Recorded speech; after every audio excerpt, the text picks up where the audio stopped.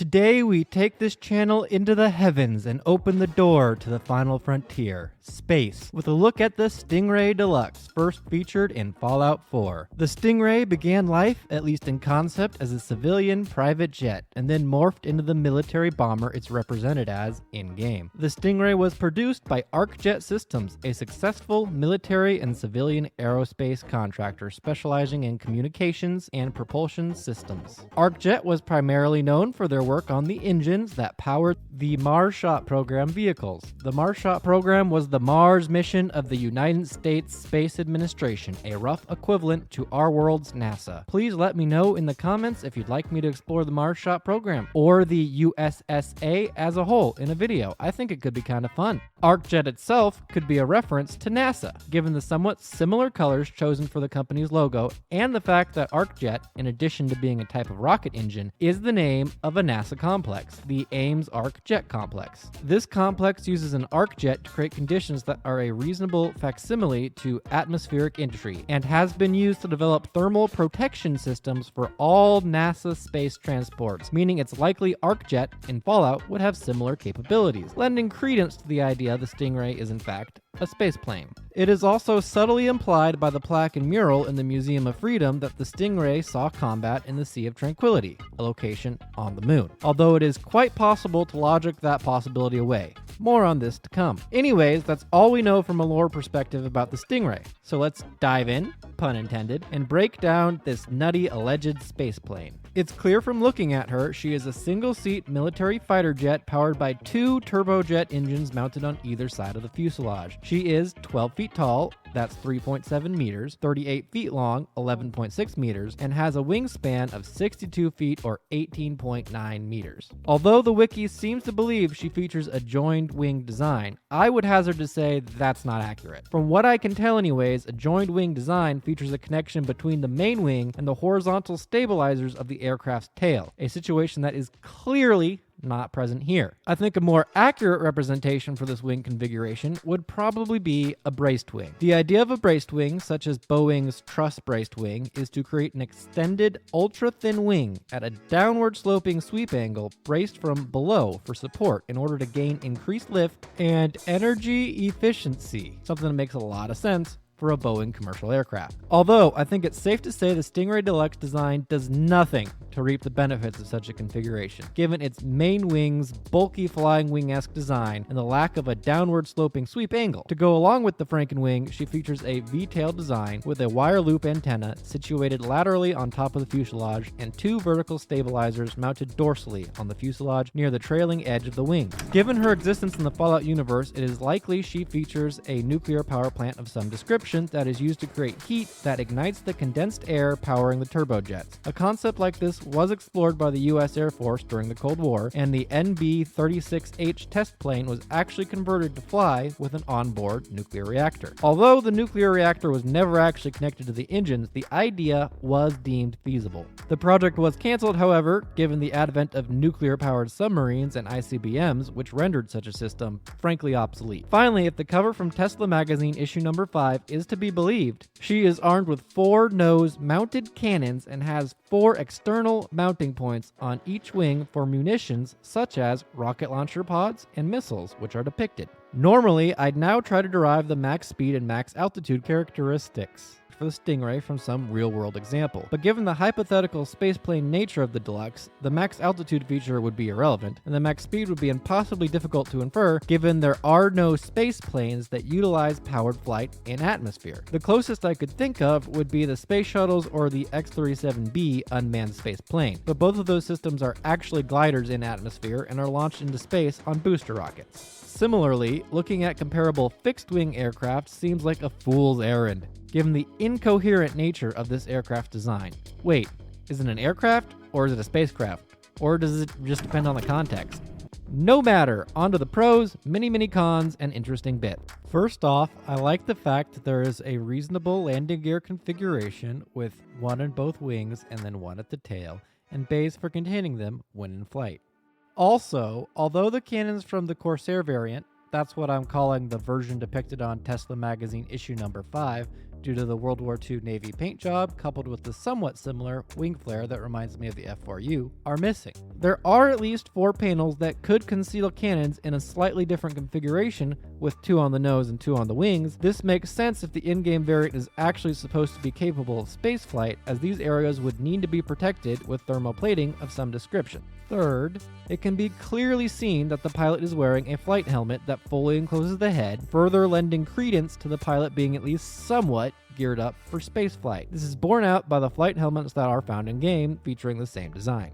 Next, I have to give the modeler some props for modeling the tail with clear control surfaces, although the same praise is difficult to give to the main wing. Finally, I don't mind the rivets, and I like the fact that with enough trying, you can convince yourself it has some thermal protection, at least on the upper surface of the nose and on the wing's edge. Now on to the cons, and boy howdy, are we gonna be here a while. I'll start off by dipping my toes into the abyss and point out the wire loop antenna is just kinda dumb. This makes sense on a World War II warbird, but does not belong on an advanced fighter jet. Continuing on a shallow aesthetic level, the colorful livery left over from the Stingray's early civilian concept doesn't make any sense on a military fighter jet, unless the jet is part of some air demonstration unit, like the Blue Angels. Even though aerial engagements probably shouldn't be occurring in a visual range, it still doesn't make a lick of sense to paint a target on your wings. You know what I mean? Next, I'd like to point out that unlike other vehicles in-game that at least make an effort to give some level of thought to usability for the crew, like built-in steps on the Hermit APC, the Stingray is having none of that. This aircraft would be hella awkward to get into. A ground-based ladder would have to be put in place in order for the pilot to get on top of the plane. That's not really a huge deal. Then they're gonna have to clamber across the wing, nose and all. Which is even worse if any of those parts are actually supposed to be thermal protection. It's a real bad day if those get damaged because the pilot got a little clumsy. Speaking of thermal protection, sadly it does not extend to the underside of the craft, meaning the Stingray Deluxe would be more like a McChicken Deluxe if this thing ever dared to attempt atmospheric entry of any kind. Onward we go to the fact there doesn't appear to be any hard points on the Stingray's wing at all, let alone that would match the Corsair variant. Okay, now we get into the Texas-sized flaws in this thing's design. This thing is a Frankenstein's monster of patched-together aeronautical concepts that go together like Kate and Piper. The upper wing, front 2/3 of the fuselage, and dorsal-mounted vertical stabilizers scream of a flying wing design, while the tail points largely to a conventional design, with braced wings simply making no sense.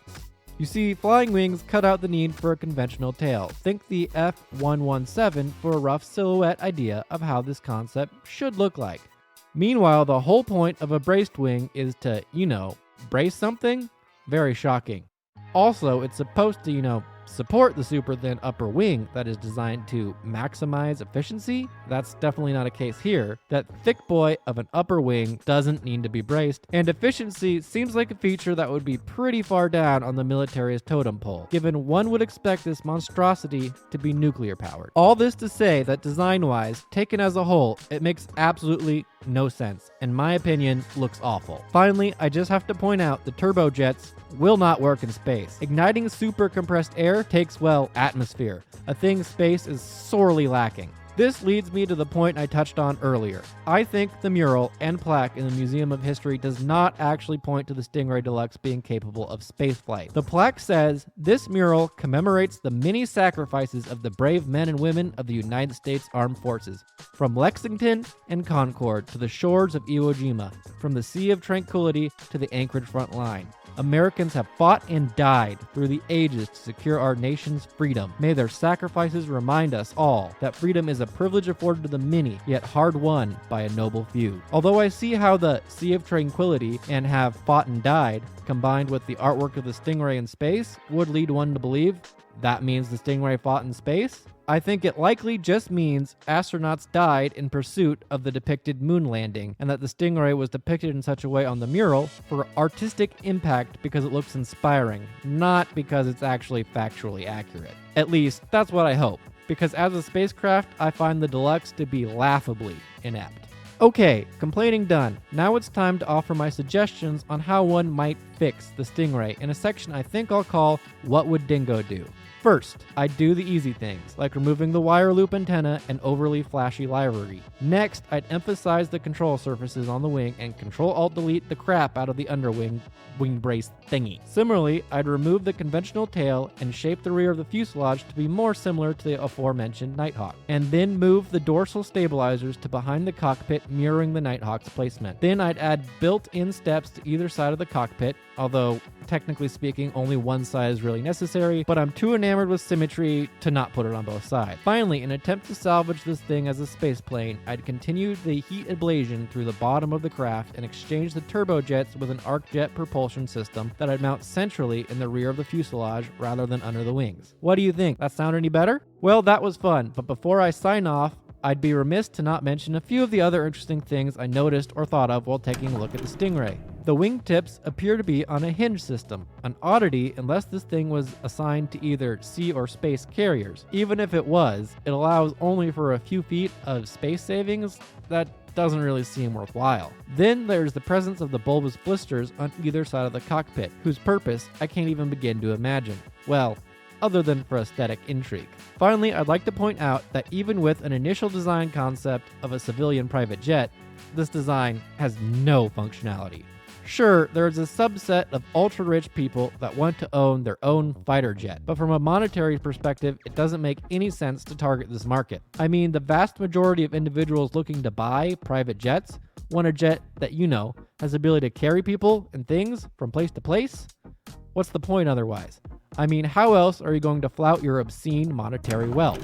Alright, Space Cadets, thanks so much for joining me on this mission. I hope you enjoyed. I was really coming into this hoping, against all hope, that this video could finally change my mind on the Stingray Deluxe. But I came into it not liking it, and now I dislike it even more. Thanks so much for your support. Please crash into the like button like a Stingray Deluxe trying to land, and subscribe if you'd like to see more. It really helps me a lot. Spydingo up, up, and away!